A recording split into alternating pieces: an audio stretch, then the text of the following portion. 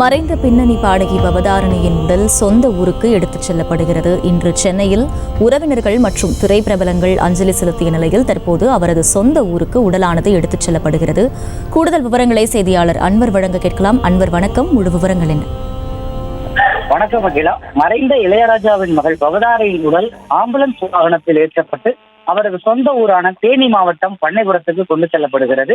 இளையராஜாவின் மகளும் பின்னணி பாடகியுமான பவதாரணி நேற்று இலங்கையில் புற்றுநோய் சிகிச்சையின் பொழுது காலமானார். இந்நிலையில் அவரது உடல் இலங்கையிலிருந்து விமானம் மூலம் சென்னைக்கு கொண்டு வரப்பட்டு ஸ்ரீநகரில் உள்ள அவரது இல்லத்தில் அஞ்சலிக்காக வைக்கப்பட்டது.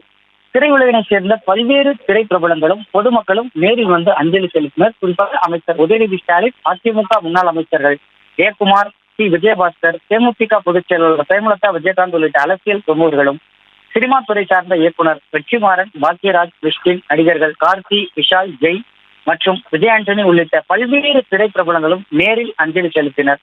புற்றுநோய் பாதிப்பினால் சிகிச்சை பெற்று வந்த பவதாரணி நேற்று இலங்கையில் காலமானார். 47 வயதான பவதாரணி அவரது உடலானது பொதுமக்கள் அஞ்சலிக்காக ஸ்ரீநகரில் உள்ள அவரது இல்லத்தில் வைக்கப்பட்ட நிலையில் தற்பொழுது அவரது உடல் ஆம்புலன்ஸ் வாகனத்தில் ஏற்றப்பட்டு சாலை மார்க்கமாக அவரது சொந்த ஊரான தேனி மாவட்டம் பண்ணைபுரத்தில் கொண்டு செல்லப்பட்டிருந்தது. அங்கு அஞ்சலிக்கு வைக்கப்பட்டு அதன் பின்பு நல்லடக்கம் செய்யப்பட உள்ளது. இந்நிலையில் தற்பொழுது சரியாக 10 மணிக்கு அவரது உடல் வாகனத்தில் ஏற்றப்பட்டு ஆம்புலன்ஸ் வாகனத்தில் ஏற்றப்பட்டு அவரது சொந்த ஊரான தேனி மாவட்டம் பண்ணைபுரத்துக்கு கொண்டு செல்லப்படுகிறது.